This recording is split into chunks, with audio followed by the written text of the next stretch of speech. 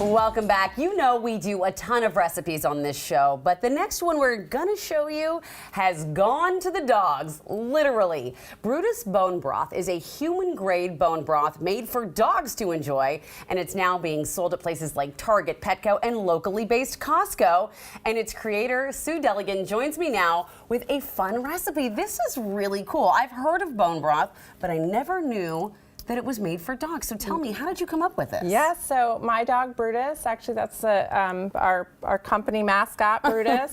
He lived a very long and healthy life, and we credit it to bone broth. We've been giving him bone broth his whole entire life, and people started asking, what are you doing for him? How is he so healthy? Yeah. And I would say love and grandma's bone broth, because my mother always made it for us. So what makes it different for dogs than it does humans? Yeah, so we get that question a lot. So we're low sodium. Okay. And we do not add any garlic or onions, which can sometimes be toxic to dogs. Oh, okay. So we are completely pet safe, but we are human grade, so we do go through USDA and FDA testing. Really? So why would you do that to yourself if you just want to sell dog food? Well, because we always say, it's my sister and I, it's our company, we always say if we wouldn't give it to our own dogs, we wouldn't sell it to give it to anyone else's dog. Okay. So for us, quality is really important. So you don't just pour this in a cup and give it to the dog, right? You obviously make something. Okay. Yeah, you can. So there's multiple ways to use it. You can pour it over their kibble or their raw food, dehydrated food,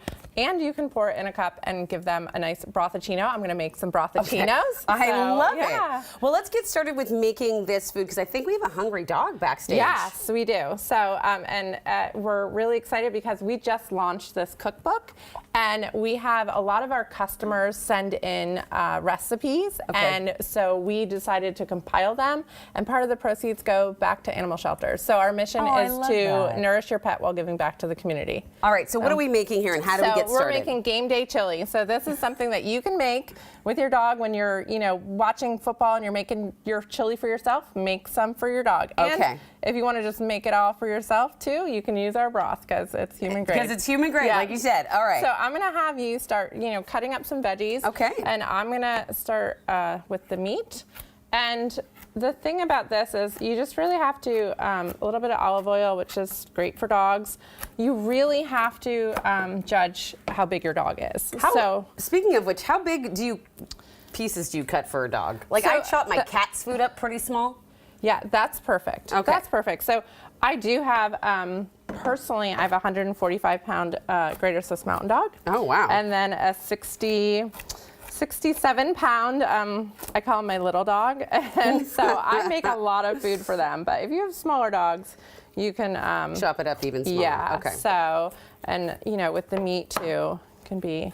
Yeah. So I'm just going to brown this meat. I'm going to turn it up a little bit. And what kind of meat? Do you like to have like high fat in your red meat? Or no, I typically get lean ground meat. Okay. So that's so there's not a lot of fat coming off of it.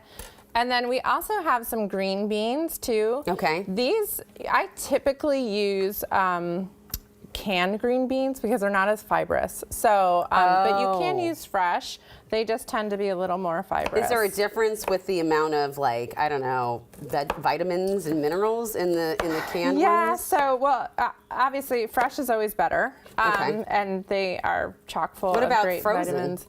Frozen's a great alternative as well, but it's just getting the veggies in. I always say.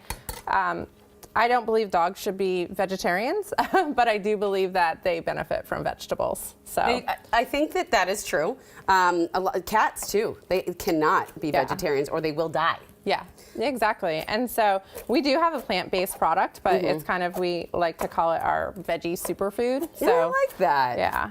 So once you're browning that meat, and what is that, about half a pound, a pound? Yes, this is about a little over half a pound. Would you cook these veggies separately, or would you put them in the same? You can, if you want to do a really quick thing, you can pre-prep the veggies. So sometimes I'll pre-cook the veggies, put them in containers like this, put them in the fridge, and then when I make this, if I'm busy or coming back from sports with the kids, I can just make it really quick. Oh, that's nice. And then these are sweet potatoes. Sweet potatoes are great for dietary fiber, really good for digestion. I know they're good for humans, but good to know they're good for dogs as well. Yeah.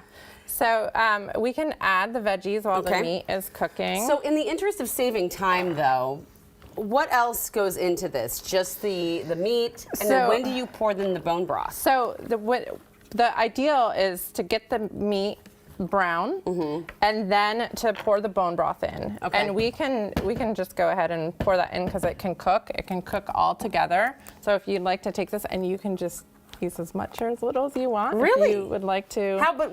How do I know I don't make it too like soupy for my dog? Or the dog will eat it anyway? It depends. Yeah, and as you cook it, it will cook down. So it's kind of, simmering together. Yeah. You want to cook it for about 10 minutes or so.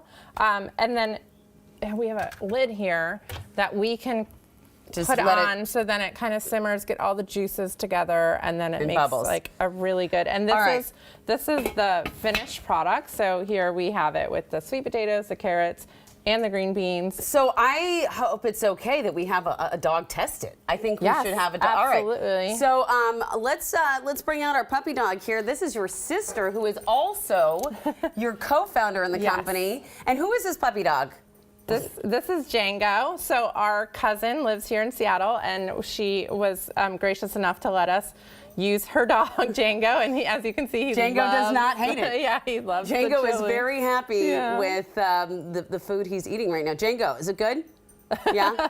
It's like, don't bother me. I'm eating.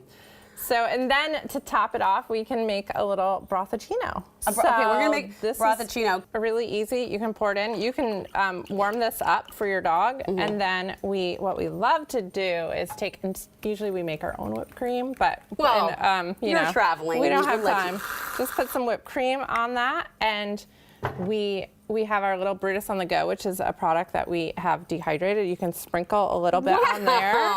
And then even take some of our biscuits and sprinkle on top. And then you have your little brothacino. I love that. And if you love to spoil your dog, I'm sure you'd love that too. Thank you so much. And just a reminder, if you would like a link for this recipe or your favorite four-legged friend, just text the word recipe to 206-448-4545. We'll send a link straight to your phone.